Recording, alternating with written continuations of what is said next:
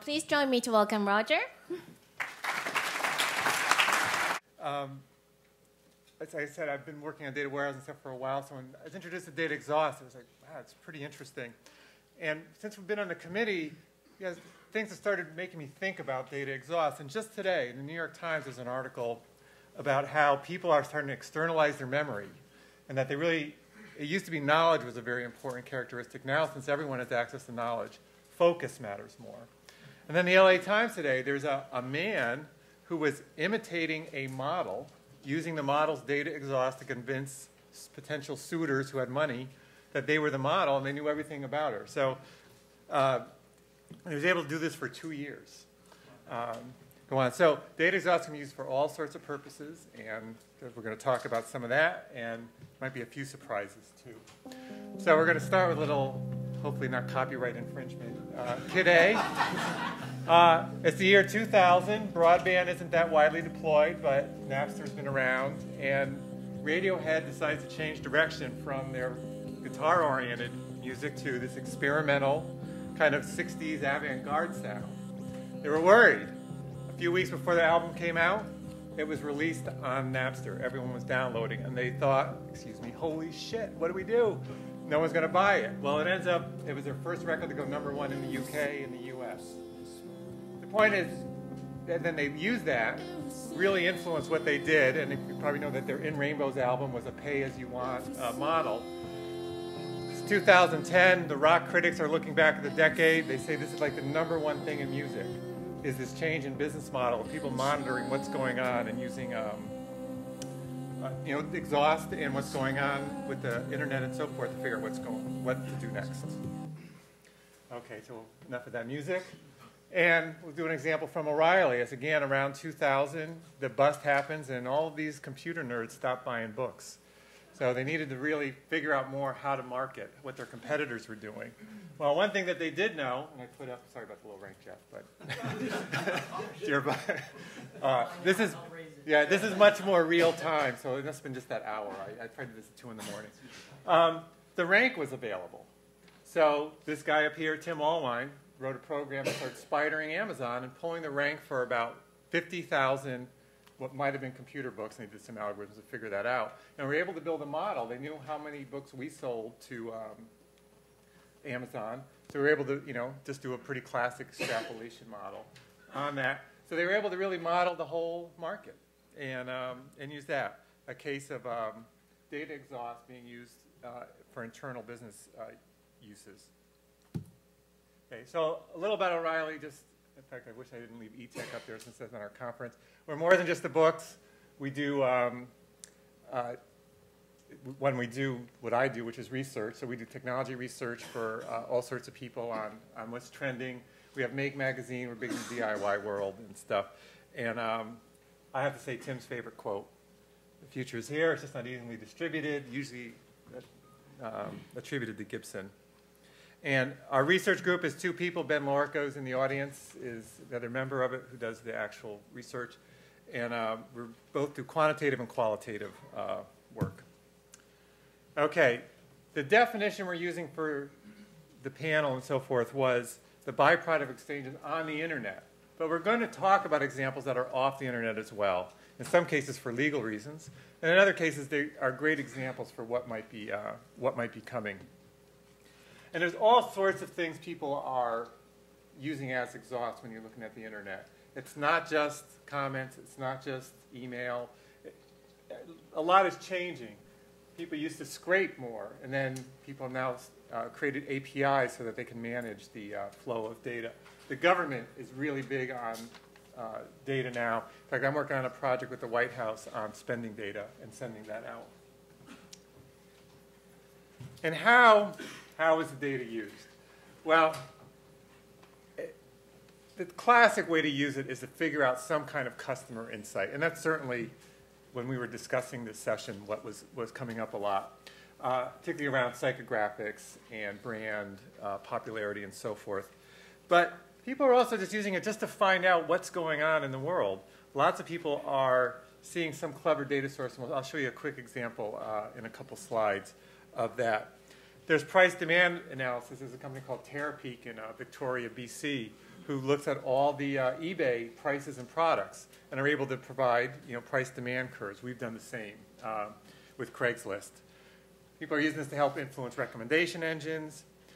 Security. People are going on the web. We're involved with a project around this too to figure out who's who. Can you connect the dots as from the bombing incident a few weeks ago? There isn't an HR director who doesn't go and look at what they can find about a potential employee using things like LinkedIn, and we have DJ from LinkedIn here. And people are just using data exhaust themselves, just finding out stuff they want. That's one of the reasons I showed up. This is kind of the seminal mashup. This is the housing maps that Paul Rudemacher did. It took an RSS feed from Craigslist and mashed it with Google Maps to help you find apartments. This came out in 2005. This was before there was a Google Maps API. I think it really opened a lot of people's eyes of what can happen with all this data there, what kind of different things you can do with it. When we were trying to, for VLAB, we want to highlight a startup, and we had criteria around how old the startup was. We actually had trouble in a way finding someone who fit all the criteria. And I think it's partly because a lot of people are using data exhaust internally, or they're sucking their own exhaust. So people from Google to LinkedIn to Facebook to Twitter are, they're monitoring what's going on, and that's for internal use. We wanted to find someone who's taking it from somewhere else, because that brings up all sorts of issues around that. A lot of people are trying to add value to to this data, and there's contests. If you're familiar with the the Netflix contest, and then there's a gold mine that published all of its geodata and ended up doing much better than they expected in a gold mine. And people just use it to enhance their brand. I know O'Reilly does this a lot. If anyone who reads the radar.o'reilly posts, we often are just showing we found something interesting. We do Facebook applications and demographic data, Twitter, book sales. And one of the things that's happened is this aggregation, sharing, curation model. And you're probably familiar with Huffington Post and TechMeme, where they're bringing stuff together, providing some filtering, some value add, either an ideological perspective or sophisticated filtering. And then there's folks like ManyEyes and the MetaWeb Freebase and Factual, who are repositories for data. So people send their data in, and there's a sharing notion. And what you can do then is try to link them together, which is hard to do. Which brings up the infrastructure behind all this. It's hard. This is usually big data. Big data usually means you got to go parallel. And there's a lot of talk for those who are in the database world, and we'll probably talk about this some, of do you go relational, do you use MapReduce kind of things like Hadoop, and we've got people who know all these things on the panel. In parallelism, I'll talk about parallelism and analytics in a second. You've got to acquire the data, and there's been kind of a path from we're used to scrape, and now there's a lot more APIs. But the data is not useful until you parse it. Parsing it can be hard for unstructured data. How do you extract meaning out of it? And then you've got to integrate it together. Usually, it's around people or companies or places, which are known as entities, and you've got to do a sophisticated analytic scheme called entity extraction. And you also want to dedupe. Is this the same person as I had before? I wanted to bring up one thing, and it's applicable to bring it here. A lot of the new work is around social graphs, friends of friends, who you're connected to. That data is extremely hard to work with. It doesn't work well with relational databases. It's hard to model. It's hard to analyze. So this has been a challenge that some people, kind of stepping up. I think Jeff and DJ have done really good work in that area. So once you get the data and you're trying to make sense of it, visualizing it matters. I think DJ can talk a little about some of the stuff they've done at LinkedIn. I've seen some demos that are really fascinating. When it comes to the analysis itself, this is kind of hard, and it's kind of a math thing here. Jeff's got a math degree, DJ's got a math degree, Ben in our group has a math degree. If you're thinking about this subject, you need to think about the math underneath it. And that includes, while it may seem funny, natural language processing is very math-based. Sentiment analysis is hard. There's disambiguation issues. There's sarcasm issues. There's a lot of tools coming out. Daisy Wong, I'm pretty sure I saw just walk in at Cal, is doing some really interesting work around parallelizing this works into a database so that you can get it quicker. Quite often, the analytic tools are single thread, and your data is in parallel places. That makes it hard to work on. So I'll show you one quick example. This is called, the actual website is just No Spaces Fan Page Analytics. It's a guy named Pete Warden, ex-Apple guy, search expert. And he's scraped more than 100 million profiles, and he puts together these kind of affiliation groups. So this shows, I did Radiohead since we showed Radiohead before, kind of relative interest. Mongolians are really hip to Radiohead. And then, who else are likely to be fans of? I can't believe Coldplay is up there. Nothing about my personal taste in this. So, there's a lot to be concerned here. There's a lot of privacy issues that are coming up. There's a line that we're all going to have to work on drawing, what's comfortable and what isn't. I'll give a couple of extreme examples. One, there's a Facebook app called Gaydar that, based on your friends, can supposedly tell whether you're gay. There's a famous story about my TiVo thinks I'm gay, where TiVos make recommendations, and a guy was trying to get out of it by watching Westerns, and eventually the TiVo recommended Brokeback Mountain. Pablos is going to talk about some other equally creepy and interesting ways that data exhaust is being used. And these are funny, but it really is going to matter, because generally the web has meant people have given up some privacy to get some convenience. And what do we think about all that? So I think we'll discuss that more. Can it be used for security? Is the next potential terrorist going to be found by someone looking at data exhaust? Data has a life. 2 years ago, I might have liked something I don't like anymore. What is the temporal value? Do I own my exhaust? Do you own your exhaust? Does the person who scraped it now own it? I mean, they want to own it. And we'll hear what Pierre Set has to say about that. There's completeness. You pull something here, something there. Is it really you? Does it paint the whole picture? Were you being sarcastic? Which is really a big deal. Sarcasm is really a big deal. Once people notice this happening more, spoofing it, you can really fake things out, mess up someone's algorithm. I talked before about identification and duplication. On that note, that's our introduction to the topic, and hopefully frames it some, what we're going to be talking about. Now I'll bring up JB from Pierre Set. He's the president and one of the founders, and we'll do the quick computer switch. Different definitions of data exhaust for Pierre Set. As a service in this industry, we're very much focused on the data exhaust generated by social media. So when we think about data exhaust, when people think about data exhaust within social media, abundance comes to mind. There's a lot of data, there's a lot of websites. Social networking websites specifically, there's almost 300 of them within the US market. So there's abundance of information. For some, that information is useless. The good-looking guy on the right and the gentleman here are having an experience that means a lot to us, but from a marketer's point of view and potentially even to the website owner of the platform, this information is not valuable.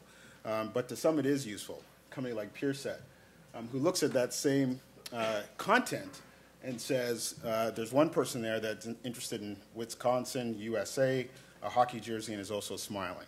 The other person is wearing a soccer jersey, indicating some sort of an interest, likes Chivas, the soccer team, Canada, hat, smiling, and marriage. Pierre Set has taken that information and digested it, and many, many information like that, and interprets that data. So our smart chimpanzee on the page here is saying, people that like that kind of information, in particular the male, the good-looking male, that likes Canada and Chivas, is also likely interested in a number of other things, including universities, humor, snowboarding, Star Trek, and electronica. Clearly, we're not going to get it right every time, but based on millions and millions of records that Pierre Set has consumed over its lifetime, about 4.5 years now, the predictive nature of the data that we interpret is playing itself out in our current business model. So what I thought we would do in this environment is talk a bit about the story of Pierre Set over the 4 years, some of the trials and tribulations of taking advantage of this data and trying to make a business out of it. And I should just point out, one of the co-founders is in the room. Just put your hand up, Daniel Weidlinger. He's currently a professor in the Cal State system at Chico, not too far up the road. And good luck on your journey tomorrow. Yeah. It's going to be a little rough out there. The company was originally born with the name Ontogenics, and we've since changed that name for a number of obvious reasons. But really the idea by the three co-founders, all three of which were scientists, two are professors currently, was trying to find a way that they could take advantage of interest level information and teach a machine to process that information and foster creativity and other types of actions based on this unique set of data. And so the original idea that the company had was really influenced by Amazon, and for those of you in the crowd that know about collaborative filtering and the success that Amazon and other retailers like it have had in producing recommendations around products. In fact, it's such an important part of their business that they're generating quite a bit additional revenue just based on having the ability to keep consumers on the site looking at other things that they may be interested in and adding to their basket. What we did specifically was we created a gift recommendation engine. We actually built our own URL, purplenugget.com, which I think might still be alive today. No, Daniel's saying no, so don't visit it. But this is an example of what we would have done with that business model at the time. So the idea was Shoppers Drug Mart is equivalent to like a Walgreens or a CVS out here. And the idea was if you were trying to shop for someone else, that you could use this kind of engine to type in some interest and ultimately discover what kinds of relevant products would matter to a person with those interests. In this particular case, we were democratizing what sites like Amazon can do with their own data. Because they have volumes of information about transactions, a number of SKUs, which represent a bunch of different types of products, they do have quite a powerful ability to recommend.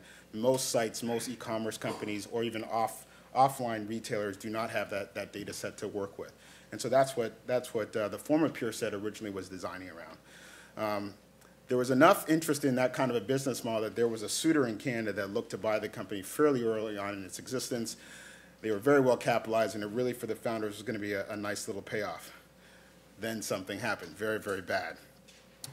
Before I go to that, basically, long story short, the acquisition term sheet was pulled, money had dried out with the founders, and they found themselves in a predicament. And that happens to probably a number of people that are in the room. So really what the question at the time was, what do we have, what do we do with what we have? And so really this next slide kind of defines what we have and what we still have today and how we've thought about leveraging what we had as one application or one idea into the current business model. So essentially what we have is a system that is able to ingest data of all types. We're focusing on user-generated content, primarily profile information, self-declared interest, someone that would put on their Facebook page their favorite band, Radiohead, a new album that's coming out, or an old album like OK Computer, and other types of interest. We take that information, what we've built essentially is two pieces, a concept-specific ontology that is basically a classification of words that was hand-built by the founders and the original team of scientists, and what we call ICA here, an interest correlation analyzer, and basically taking all these clusters of data from the social web that we've aggregated through scraping and interpreting that information. What we're currently using that information for today in terms of training, that trained data set that we use is to target ads to relevant users from advertisers that we draw through agency relationships.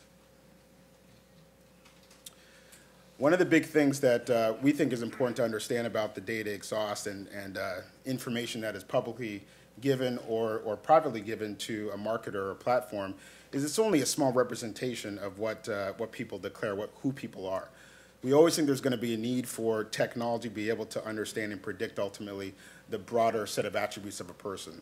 So companies like Pierre Set and others that are building algorithms around understanding people, understanding their tastes, understanding behavior, we think is always going to be a useful capability to provide for some series of applications.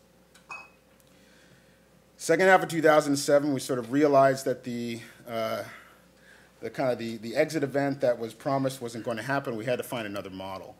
So we played around with a bunch of things, and there was so much interest and hype around the social media category with very little delivery on business model relevance that we found that maybe perhaps we could turn our system into a service that could be provided for that particular marketplace.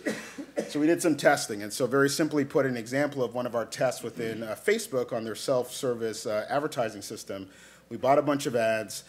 We tested several of them. One example here is Ernest Hemingway books, and we used our system to look at what were the highly correlated words to someone that was marketing that kind of product, And I know Radiohead seems to be the subject of today, but Radiohead, as it turns out, is a highly correlated interest to the words Ernest Hemingway books. So we used that as one of the keywords that we targeted on the platform. And you can see there, almost 3 times beyond baseline, we were able to demonstrate higher click-through rates. So there was we knew that there was something to the science that we had gathered. And really the question here was there a market or was there a product that we could sell into the social advertising space? And we think that there is. And so basically Pierre Set today is described as a recommendation engine for advertising, not just social advertising, for advertising as a whole. We leverage social relationships and social data to be able to deliver the service that we deliver. It was still 2007 as we were kind of betting on this model, 2008 sort of beginning looking for venture capital. We eventually found some in Canada. A lot of it had to do with the testing that we were doing. And so as entrepreneurs and folks that are trying to figure out a way to create value from IP or from assets, we continued to test. So we did more tests on Facebook. We partnered up with a dating site in Canada called Lava Life, and there we were able to get even a different set of data by people self-publishing their interest, lifestyle, based on who they wanted to match with genuinely. The advertising we did in all those programs generated a much better response, the click-through rate, as it's called in the industry, than other methods that were being used. So we really felt like we had something that enabled us to raise additional venture capital in the Canadian market. While we continue to stick with advertising today as an application or a service of data exhaust and Pierre Set's predictive engine around interest, is some major shifts that are happening in the category. What we found is agencies and marketers directly still really don't have a systematic way of figuring out how to reach their audience. For those of us in the room that are online marketers or have worked with measurement tools like ComScore, a lot of it's based on poll data, a lot of it's based on small data sets that have been finding okay. A lot of them have been focused on demographics as a proxy for ultimately getting to what you want, which is, does someone want to buy your product? And so we felt like there was a way to use interest level data, explicit and predicted, to arrive at a more complete goal in finding the set of attributes that a marketer would want to care about. The other side of the equation is mostly around the social marketplace, and the fact that on both sides of the equation, you had people that were trying to look for answers to participate in that market. You had platforms, big and small, the big ones like Facebook and LinkedIn, and the smaller ones that were all trying to figure out the best way to take advantage of usage on those sites. And advertisers are looking for ways to participate both directly on those sites and, as it turns out, leverage that data. So we felt like we had a good answer to some of those questions. So Pierre Set's product today, I'm just going to go to the website here. I've got a little bit of a slider view. So imagine this is a campaign that we're running for Microsoft in their Bing program. So essentially, just go through the click-through here. See if I'm getting, is anything moving? Yes. Stanford bandwidth is very slow tonight. So it's really 2 content sets for us. We're looking at an advertiser and a marketer and what their initiative is. In this case, it's a Bing campaign trying to promote people that are figuring out what to do on the weekend, find out what to do. So let's imagine that in this case, they were focused on people that like to go to comedy clubs. And that's what the ad creative, video ad creative or static ad creative was all about.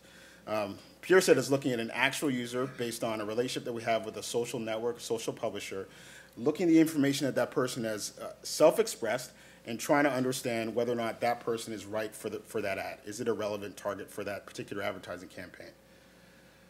So our system as a discovery tool is expanding on the core interests that are plugged into the system is revealing other things. So as it turns out, somewhat surprising, people that like comedy clubs are also interested in Kerry Wood. Some of them, not all of them. Wedding crashers, amusement parks, barbecues, and what have you. Then we look at that individual that's actually expressed a couple of things and do the same type of expansion. So you'll see things here, stargazing, hot tubs, slow dancing. These are all factual and some weird and surprising, but actually statistically relevant from what we can see. So then our system goes through a matching process. It's basically looking at these 2 content sets and saying, is there enough, and is there enough matching to be able to suggest that this person is right for that ad?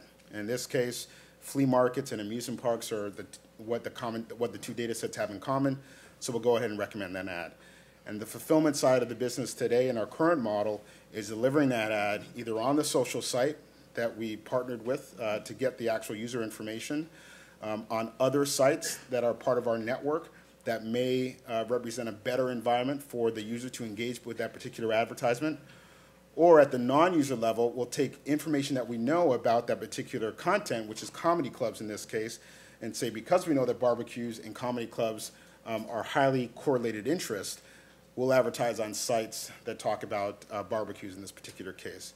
So at the end of the day, what we're trying to do with this thing is trying to deliver relevant advertising, deliver it with scale. What targeting often falls down is you can get really precise, but you can't find enough users to be interesting enough for a campaign of any sort of size. And so that's really what the system as a correlation database allows us to do, is to trade off precision and reach basically one word at a time, one interest at a time. Where am I at with time, Roger? Good, no one's keeping watch. I can keep going. A couple more minutes. So viability, does this stuff actually work? Because it's obviously something I care about. I joined the company about a year ago and basically worked with some of the raw beta testing that we've done and helped with the co-founders deliver a service. And so on the social networking side, one of our partners in this equation, this is sort of the deal. We basically, this is High Five, is this company that we worked with. We basically said, we've got a campaign, it's $50,000, it's a great brand advertiser.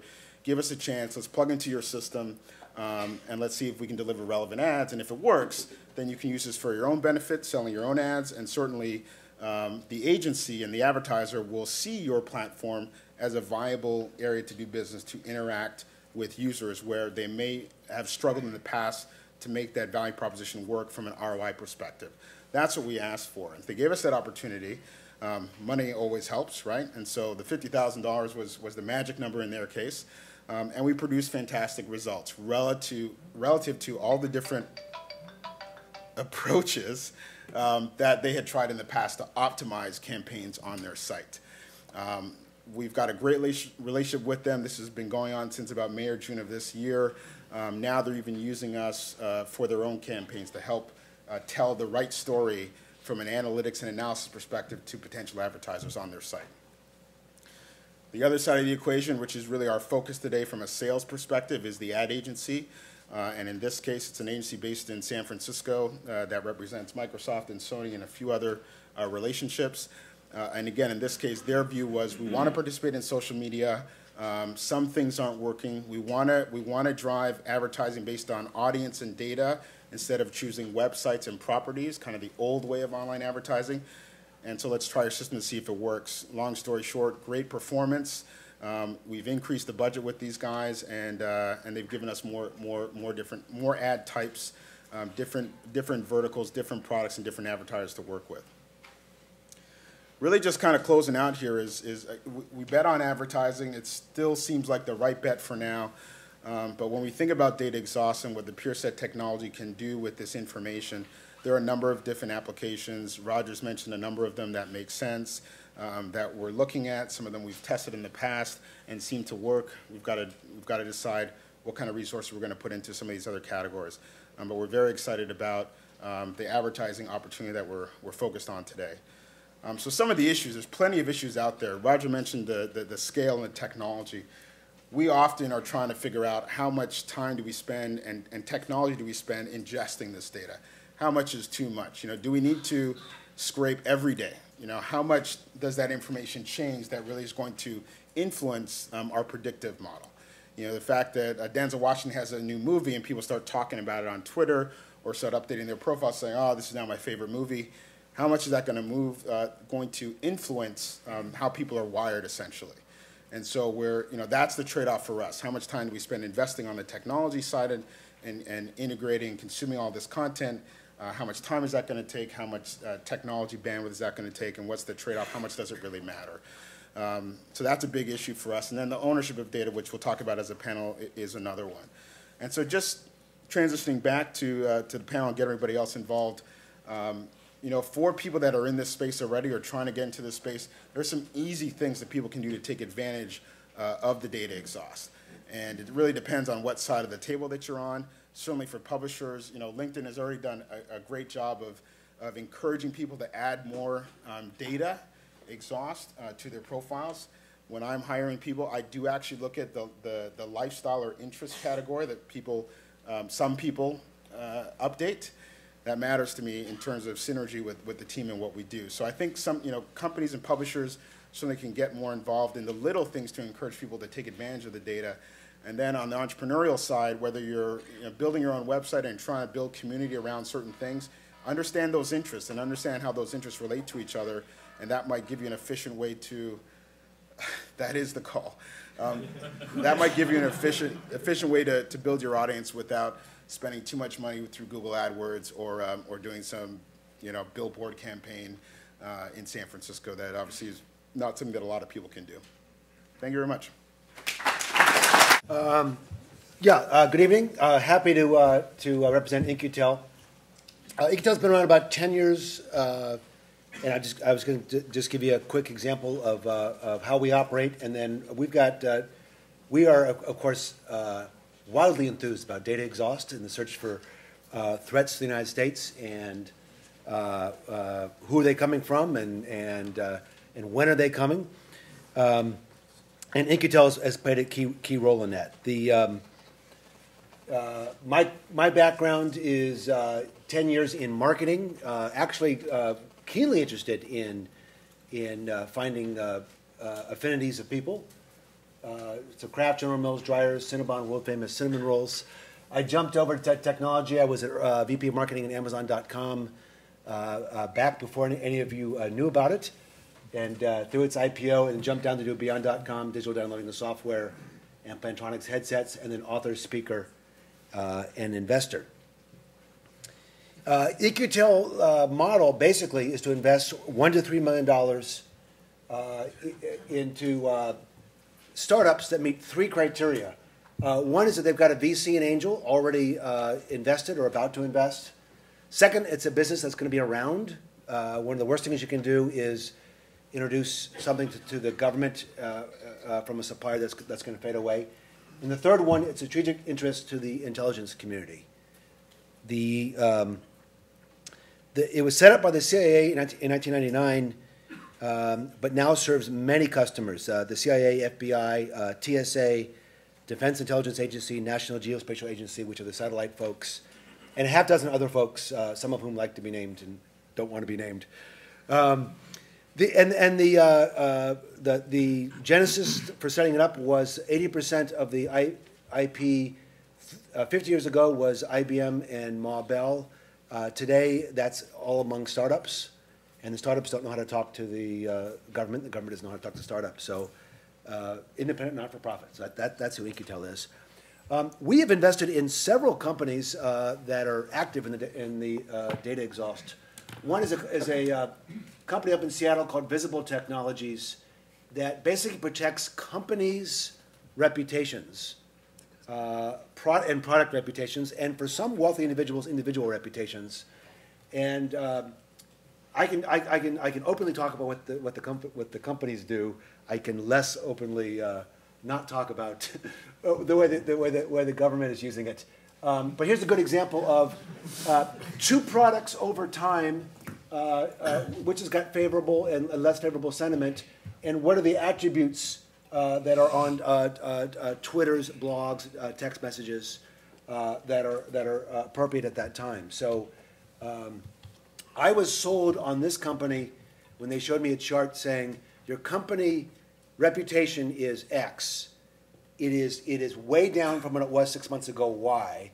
And then they go to a chart showing, and here are the people who are chattering that made it so.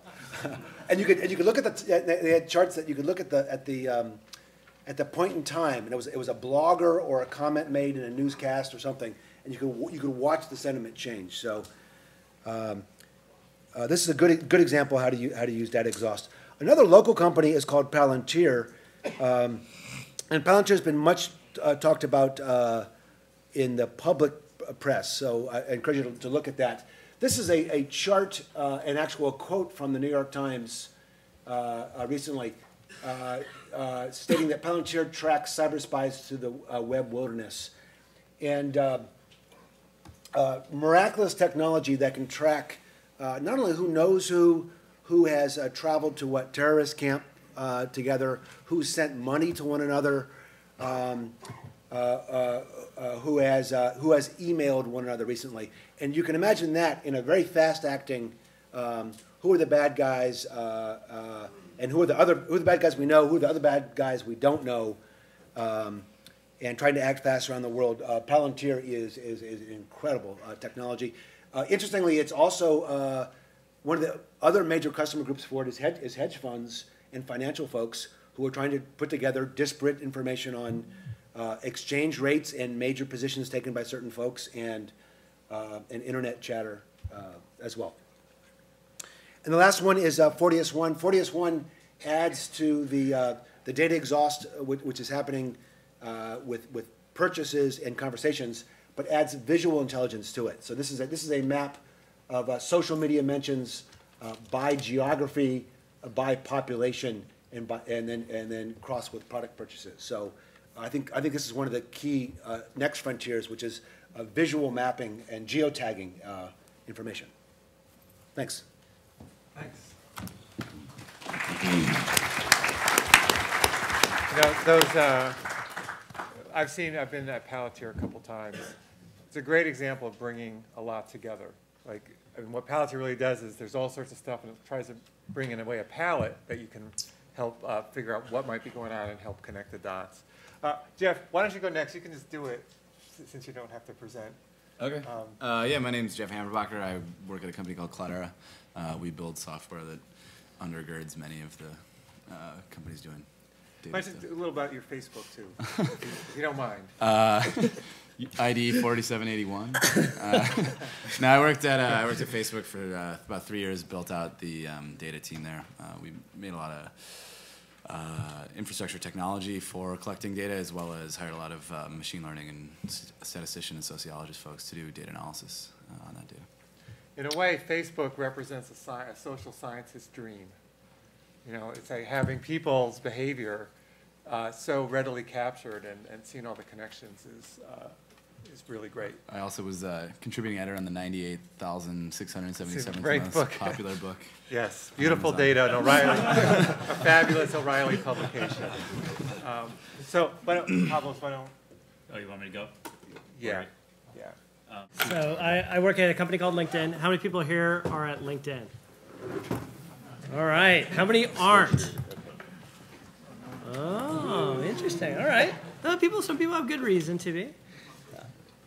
It's becoming less and less every minute, but there are a few.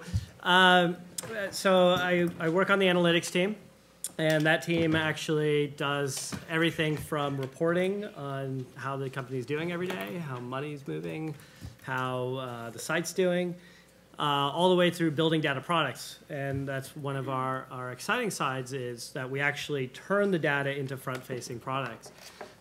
Those include things like people you may know, who's viewed my profile, people who viewed this profile also viewed that profile.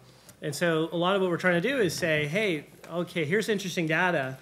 And one of the things that we do is actually where I actually disagree with the term, and it's too bad Andreas Wiegenfield isn't here because him and I have talked about this, is we don't necessarily think of it as data exhaust because we're like an ecosystem. And when you're an ecosystem, you're producers and consumers. And just like any type of good ecosystem, you're trying to recycle and use and benefit, provide that value benefit for everyone. And what we try to do that is actually take a lot of that data and turn it into value proposition for you as a user. For something like Profile Browse Map or using it to improve your SEO, that's there to help you improve your rankings on Google search or any Bing search, whatever search. You wouldn't be able to do that as a normal person without some heavyweight analytics or linking. We help you do that. You want to know how you're being viewed? That's who's viewed my profile. You come to a site and you don't know anybody at the party? Well, that's what who's viewed my or people you may know is for. And so turning all that into value proposition. And there's always an interesting thing, we could talk more about that later, which is, you know, there's using data to create it for an ad, where in an ad you don't necessarily see what goes wrong.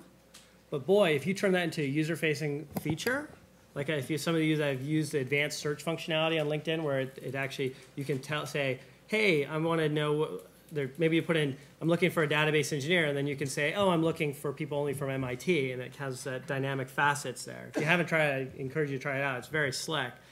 Deriving those facets, how do you come up with that notion of categorization of those entities is really non-trivial. And if you get it wrong, it becomes immediately obvious to somebody. So there's this whole dynamic of what is quality. Actually, I like the way Roger said it. It's actually conditioning, data conditioning. You good? Okay. There. I love Coleman. He's going to talk about the dark side of data exhaust. Right, okay. Well, I tried to be short, which I don't normally do, so I distilled everything I had to say into one slide.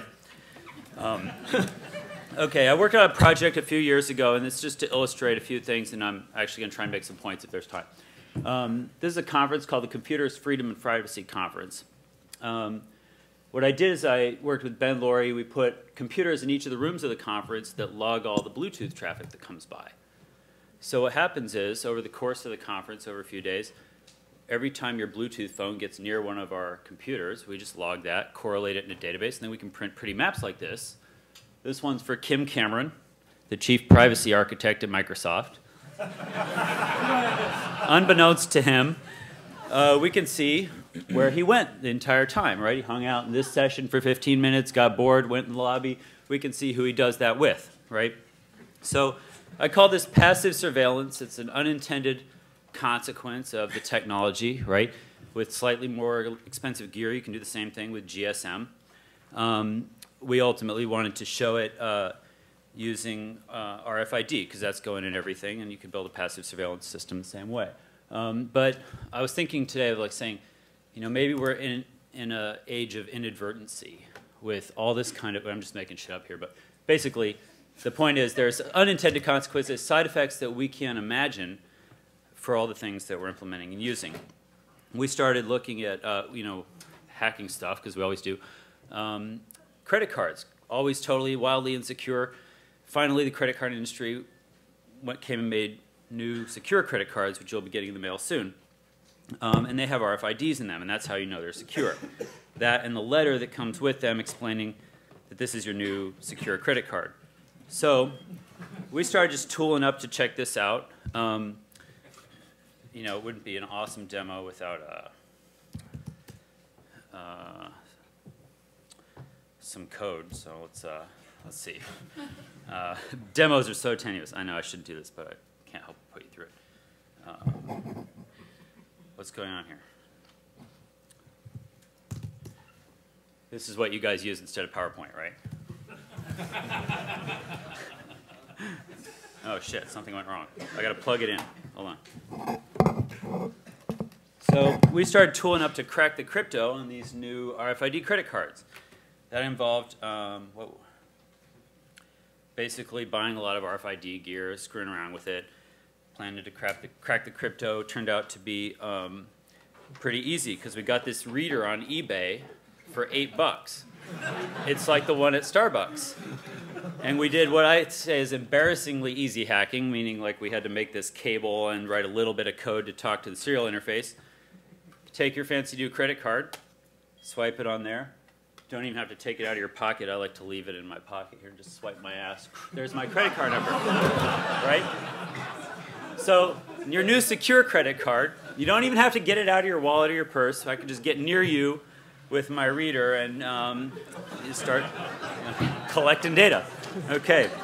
Data exhaust comes out the rear end. Okay.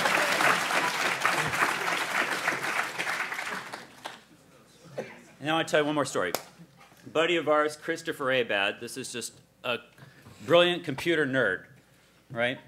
Wanted to meet chicks on MySpace. Anybody heard of MySpace? It's like, yeah, okay. Having spotty results. So he took Spam Assassin, open source spam filter, fed it profiles of girls he dated and liked as legitimate email, profiles from MySpace of girls he dated and not liked as spam, run it against every profile on MySpace, and outspits girls you might like to date. Now, I think you guys are in the heart of Silicon Valley. These are entrepreneurs. These are business folks from Stanford. There's at least 3 startups here that beat Match.com and whatnot, right? All the technology's there. It's open source. How come you don't have, like, spam dating? So, all right. This is all. I'll shut that down. I had a couple of. I wanted to try, just in thinking about this topic, to distill a few points, since I sort of live in the future. Trying to distill a few points about data exhaust that I thought we should consider. The first one is this. All your shit's already in the cloud. Okay? The cloud is not coming. Your data's not gradually going there. Your iPhone's part of the cloud already. Your laptop's part of the cloud already. The same computer security models that protect servers on the internet are protecting your phone, right? Any insecurity in the servers in the cloud is equivalent to the insecurity in your phone and your laptop and your desktop computer, right? So we're already there. So the notional distinction about whether or not you're letting your data go in the cloud, whether you control that and have access to it and whatnot, that's all semantic from a security perspective, in my opinion. The second point I wanted to make is that when you talk about analyzing all this data and dealing with it, I think a reasonable state-of-the-art that you interact with every day is spam filters. The same problem of analyzing this data and distilling meaning from unstructured data is the same for everything else as it is for spam filters. So the day you stop getting spam in your inbox is the day that we're doing a good job of analyzing your data otherwise and making it accurate. So that's just a good, metric. We could argue about that, but basically, it's a way of thinking about this stuff until, and distilling it into something you can understand until we get into it. And then, God damn it, I had one other point. Oh, the other point is, if this is data exhaust, I think I made the other point, which is that, you should be trying to build a catalytic converter. Okay.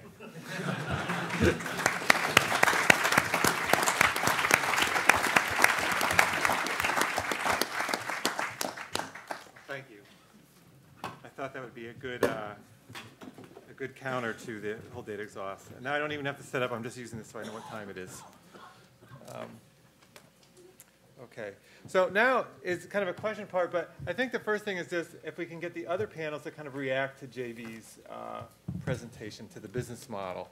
So I guess it's kind of tradition at VLAB is to, in a way, provide some advice or concerns you might have about the model, and what JB presented in a respectful manner.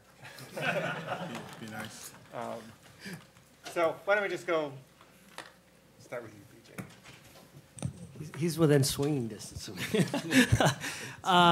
So I guess the biggest question I have out there with sentiment analysis and the places I go with trying to take a lot of the data is it's a really hard problem. Like, we periodically do this thing of where we take all the status updates from Twitter and other sources like LinkedIn, and we try to see what data we can really get out of it. You can ask yourself, well, at the end of the day, how much weight of real gold is there, or how can you get to some close weight? And it's been steadily actually going down. It actually hasn't been going up. And many people say, oh, there should be a lot more, but and the reason it's been going down, we suspect, is it's just the quality or the amount of information that you really can gain out of there. If the quality goes down by 10%, does it require 100 or 1,000 or 10,000% more computational insights, however you want to make that measure of quality? And I guess at the end of the day, proof is in the pudding. So, if there's higher CTR, there's higher CTR, and good controlled experiments show that.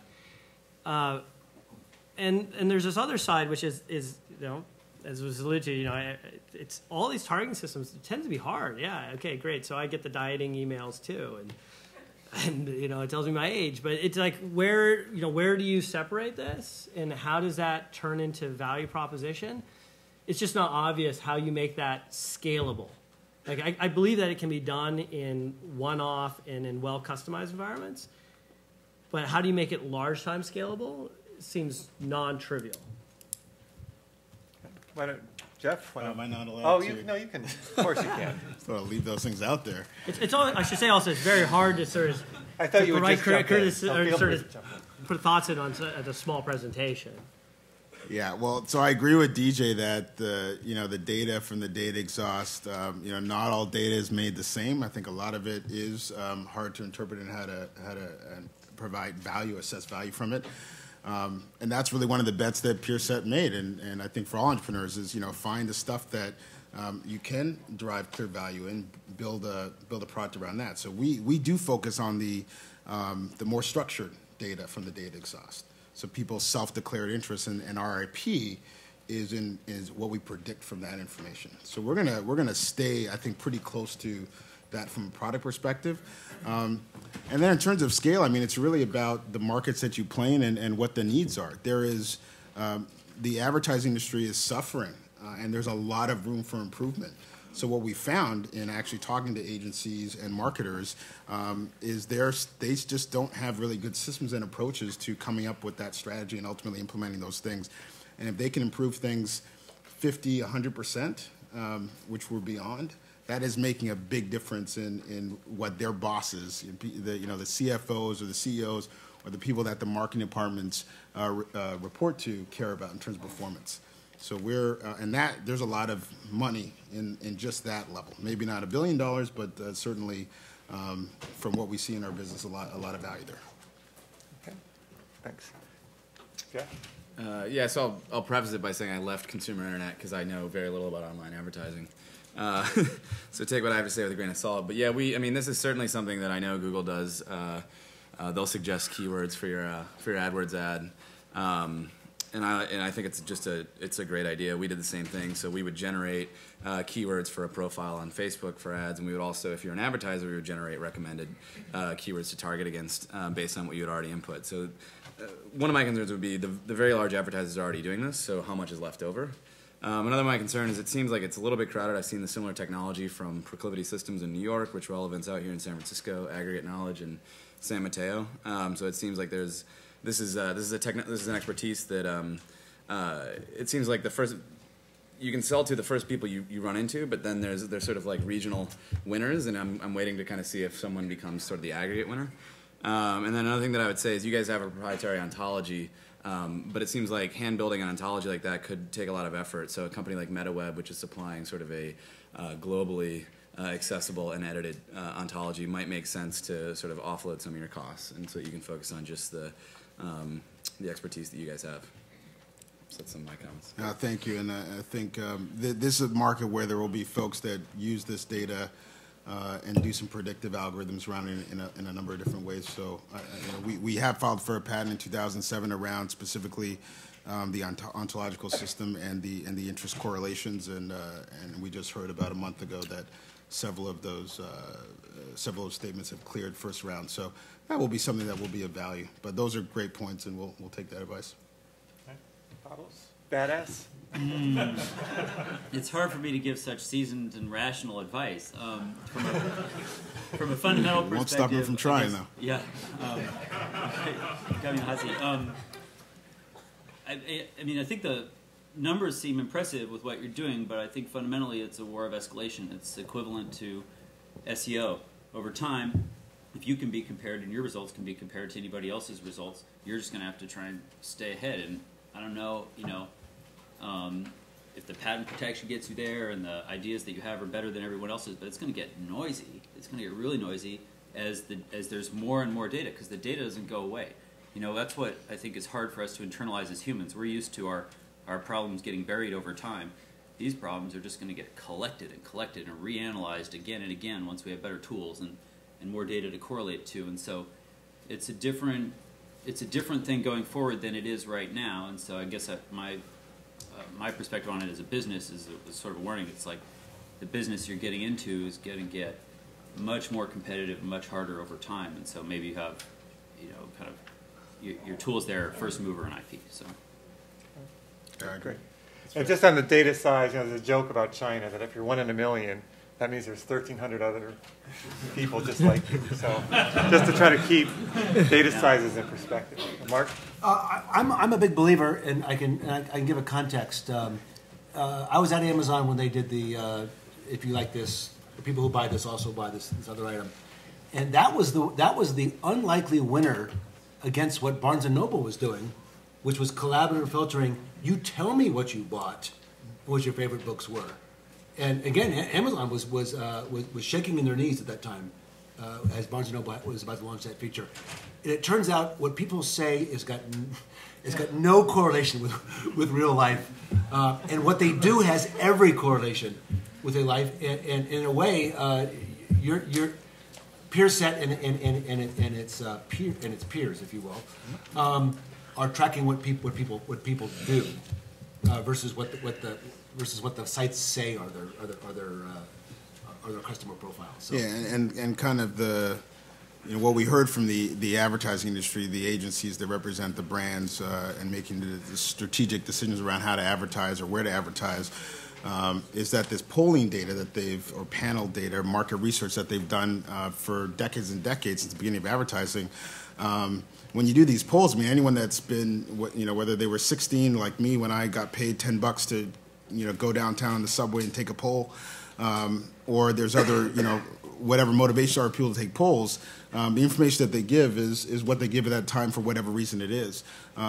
What's beautiful about Web 2.0 and the data exhaust is mostly you're doing it for your own reasons to declare what you want, and it's generally from a position of passion in a moment, and it's very pure and genuine mostly. I mean, for the most part, what people present on the web. And that data, I think, people really believe is much more valuable than in another SNI where you're collecting information and research. So my quick comment, all these comments were great, is just, have you thought about someone spoofing your algorithm? So,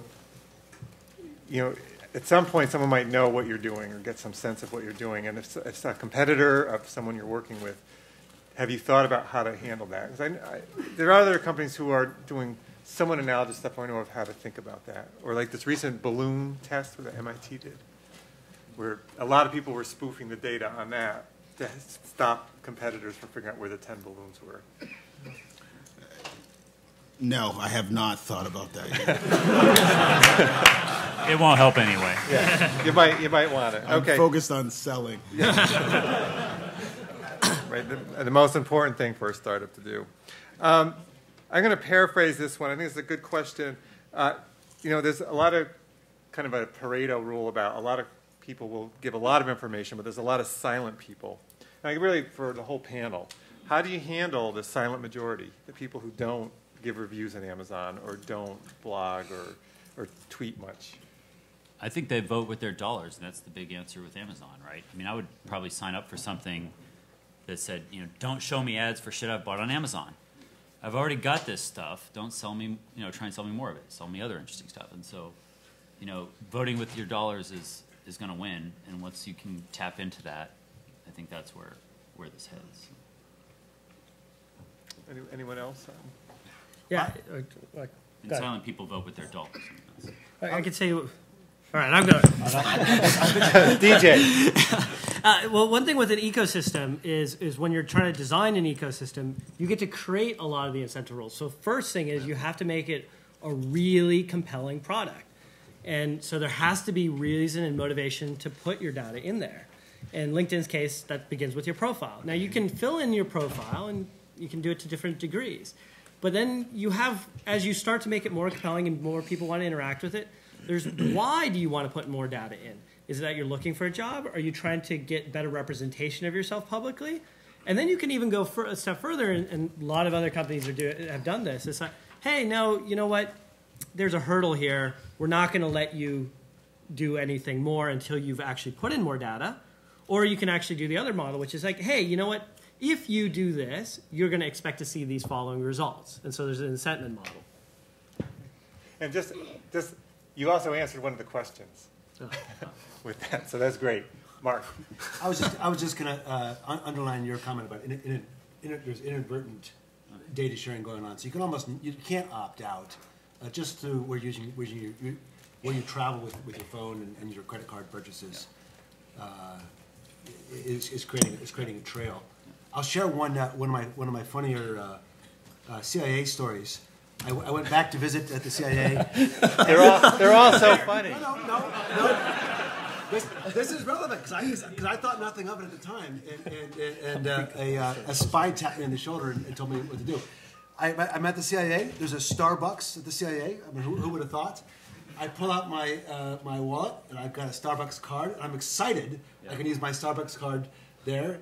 And the spy taps me on the shoulder and says, "Are you sure you want Starbucks?" And whoever has access to Starbucks data to know that you were ever here. And I go, no, of course not. No.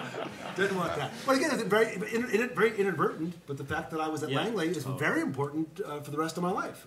So here's my scary CIA story. Hopefully that person at Starbucks doesn't watch this webcast. Right. Or I have a Bluetooth monitor. Yeah. I was going to Langley. You go through this booth out front. There's guys with machine guns and stuff. It's kind of scary. They go through your stuff. Then you go in to the front of the building, and there's very sophisticated-looking gates like at a movie theater. They kind of push through things. And there's guys with guns up there, too, and stuff. We go and we show our credentials, and they lift up the cord and just let us walk by. so no one knows I was there. I mean, to deal with, the question as I understand it is, how do you handle people who do not volunteer as much information? So they're sort of like they're underrepresented in terms of the feature space of individuals. Right. And so, to deal with that, one way to do it would be to evaluate, given the features that they have volunteered, how similar, find similar people within the set, and then do sort of probabilistic feature generation. So you can say, oh, well, given that this person has volunteered this much information, we think they're similar to these people, and these people have volunteered this much more information. So let's presume that these people have this. You can also study incentives for content production and try and get them to give you more stuff. So we published a bunch of papers on that from my group at Facebook and did a lot of work on that. You can also use behavioral data, which is exactly the data we're talking about, which is stuff they don't know that they're giving you. So information they haven't volunteered, they've just generated. And so an example of kind of somehow we did this at Facebook was in Facebook there were 5 genders, 0, 1, 2, 3, 4. And 0 meant you hadn't given your gender and we couldn't guess it. 1 and 2 were male and female. And then 3 and 4 were we think you're male and we think you're female. So you hadn't told us your gender, but we had to generate a newsfeed story saying, she or he. And so that's how we determine the Terrys were. No, but so we used all of the information about the movies that you liked and stuff like that because it's pretty easy actually to predict gender based on. But it's easy, and then over time they'll set that bit for you. Yeah. And so how good were you? I mean, like 98%. It was very. Well, people don't realize, like for gender, And how good there is are baby name books. You can marry data sources up. And census data. And then you use that as an incentive model to cold start. And I think Jeff's right on with this problem of cold start. You have something so you can create. You start with nothing. So bootstrap it, guess, and you refine it over time. Yeah, make some suggestions, see what people respond to, and optimize from there. Yeah. So, and Jeff was using some great machine learning math terms there about features and stuff like that. I can't emphasize how important this probably was for both your scientists at Pierre Set and just the space in general. So I have an infrastructure question, and we have both what Jeff did at Facebook and what DJ has done at LinkedIn, I think are exemplary of how you handle big data. So I'm curious about the infrastructure, maybe a couple comments on SQL versus the kind of MapReduce type of infrastructure. So let me just read the question. I'm so old I need to take off my glasses. What kind of roles SQL database plays in analytics for data exhaust, and especially involving statistical machine learning model? The SQL versus no SQL argument. Yeah. And actually, why don't we start with you, JB? I know that we have, No. So you're not told. You had offered on the phone you might be able to. Yeah, I got busy. Okay. Okay. We'll let you off the hook. You first. All right. Hey, I have a lot of opinions on this topic, as you might imagine. So SQL and databases aren't the same thing. SQL stands for Structured Query Language. It's a declarative language to specify your data need, and it works quite well if you have specified the structure of your data up front and told that to your data storage system, and if the analysts themselves understand the structure of the data so that they can ask the question in a rational fashion. It's usually good for satisfying a single data need as opposed to iterative construction of queries, although there is some research in that domain. Relational databases, don't have to necessarily have a SQL front end. Relational data is, essentially a table, but there's obviously a lot of other sorts of data that you come across hierarchically structured data, arrays, graphs. So each data store has its pros and cons. So I think the combination of SQL plus databases is a bit of a paradigm which was dominant for 20 to 25 years, primarily because of significant investment in constructing very well engineered systems which executed upon those paradigms. So because of that investment, folks tended to solve problems which were not solved quite so naturally with those systems. Because there had been more investment in the engineering. But I think you're seeing a lot more investment in more niche data platforms as well as more general data platforms.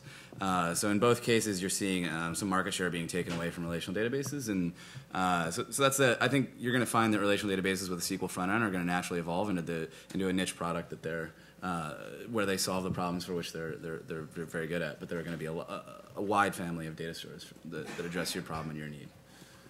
Yeah. So for full disclosure, we work a fair amount with Cloudera.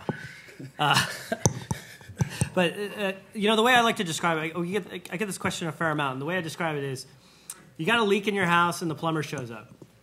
Great, he shows up with one tool. Do you really trust him? No, you want a pretty diverse tool set. You don't necessarily want him to show up with the entire Sears behind him, but you want at least a few tools in his toolkit. So what are you trying to actually do? And this is what Jeff has alluded to. Each thing has its space. So in all of LinkedIn's products, data products in particular, they have been built on a wide range of things. So whether it's been on traditional SQL or the NoSQL movement, we've invested in both spaces. We get great bang for the buck on both sides of the equation. It's really a question of expertise.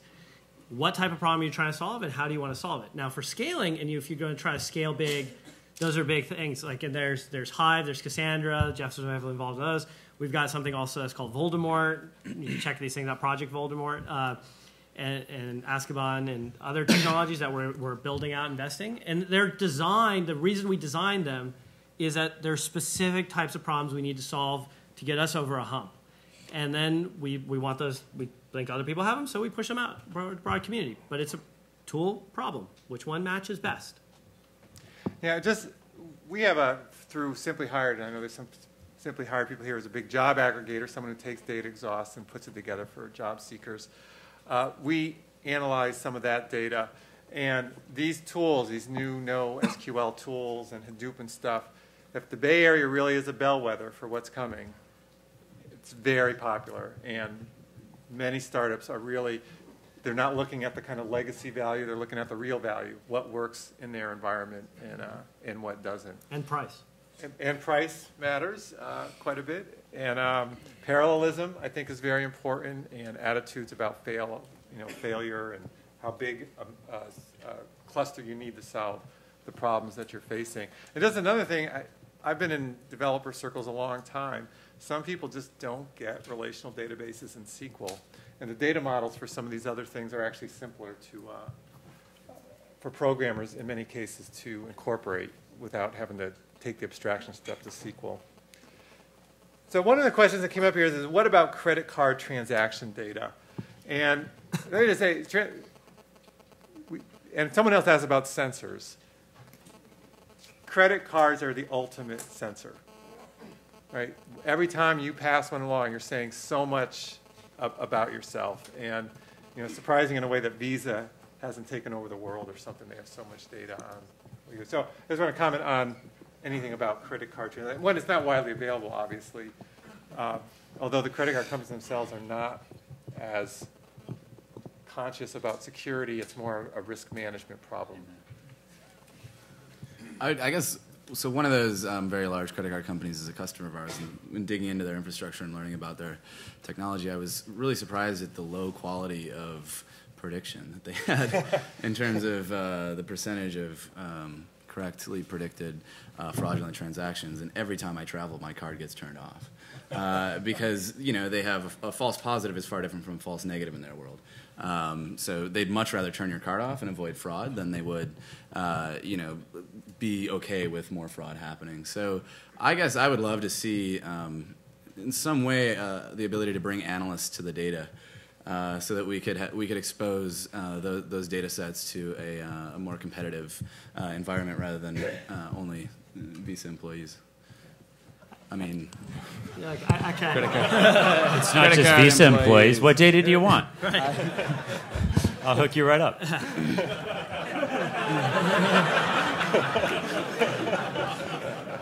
I don't actually know what the question is, but I can make some shit up here.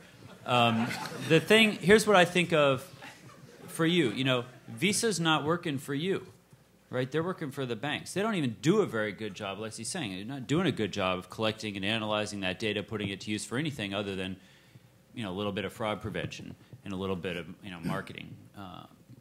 So, you know, we should be thinking about what's the next generation payment system? What's the one where all that data gets collected, put under your control, and gives you a chance to do something with it?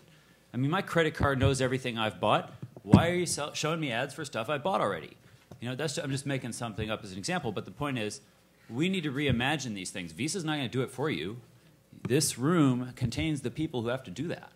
And so, you know, when it comes to legacy industry, I mean, Visa essentially predates SQL. I mean, this is legacy shit we're talking about. Right. So, you know, if you even just the tiny little difference between like the way Visa works and American Express works for corporations, if you're a corporation, you issue Amex cards to your employees, then you can, you know, get actual data about what they bought. It makes it a lot easier to do expense reports. It's a tiny little bit of difference, and it's a huge feature set for corporate customers, right? I want that, and I want it for me personally. And so, anyway, enough. You know, unfortunately, this is like the end of the time. Yeah, okay. This is such a great conversation. But it brings up just a quick thing is, I forget some philosopher said, you know, knowledge is power. And if that were true, librarians would be running the world, and they're not. I think in the case of Visa, they don't have to be good. That's right. They've got a monopoly, and so there's no like real incentives for them.